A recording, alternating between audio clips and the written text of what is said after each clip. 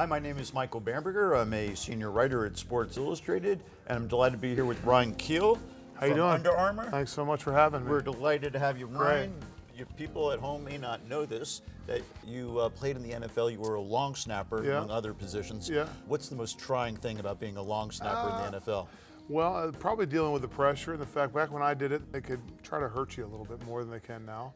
So sort of dealing with that, the pain that's going to come, but you still have to execute the play. So I was fortunate enough to play defensive line for a few years, so I got that out of my system, then decided to snap after that to stay in the league, or else I would have been out of the league a lot shorter than I was.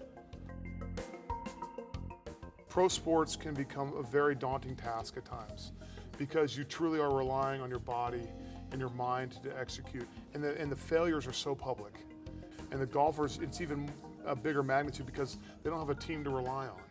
You know, so when they don't do well for an extended stretch, it really hits home for them.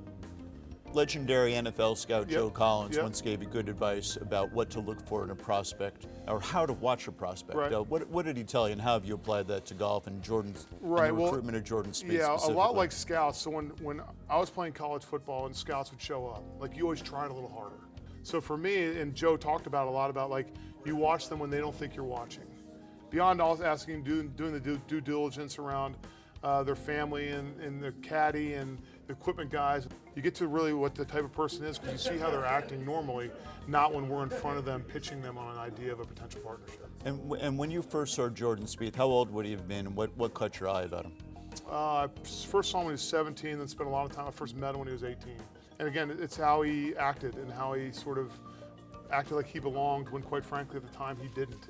You know, he was on a sponsorship exempt, he didn't have his tour card, he was still an amateur, and yet he looked people in the eye, looked adults, could handle himself around all sorts of different people, treated fans very well, treated his caddy great, treated the standard bearer great. I mean, all of those things really tell you about the individual. He's not too big for himself, and you know, he was just a kid trying to be great, and we sort of caught on to that. The Nike swoosh versus the Under Armour UA, what's a better logo? Well, our logo's a lot sharper, and listen, we're a lot younger, and we've got a lot more runway ahead of us in this game, so we're excited about our future. That's great. Do you have any women golfers now? Yeah, we signed Allison Lee this year, and she's great, and she's getting ready to start her journey. And overseas, we've got Matt Fitzpatrick in the UK, who after his first tour year, he got into the top 50. Hayden Porteous out of South Africa, who just won the Joburg Open in his third European Tour event. We've got a lot of young athletes, Allison, that in this game that feel like we're set up for, obviously Jordan leading the way. What is Jordan's own insight into the talents and personalities of other golfers? If he raises an eyebrow, he'll generally never speak badly about somebody, but if he doesn't answer quickly, like if he pauses, if he doesn't sort of jump to someone's sort of defense quickly, then I know, you know, maybe there's something more to it. I better dig a little deeper.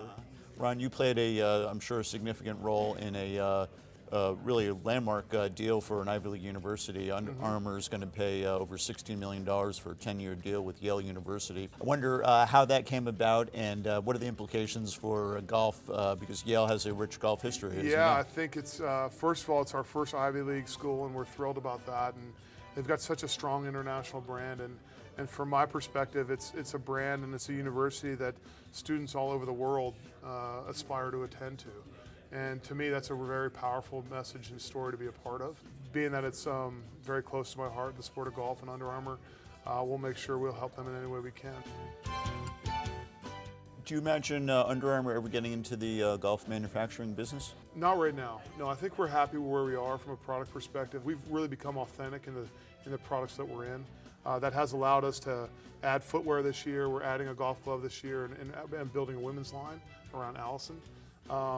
And that authenticity, but you get into the equipment and things like that. Like, I think we know what we're good at and what we're not, and I think we'll leave that stuff up to the experts that we have in the industry. Ryan Kuehl from Under Armour, thank you so much You got it. for being here with us. Absolutely, thank really you. Appreciate it. You got it.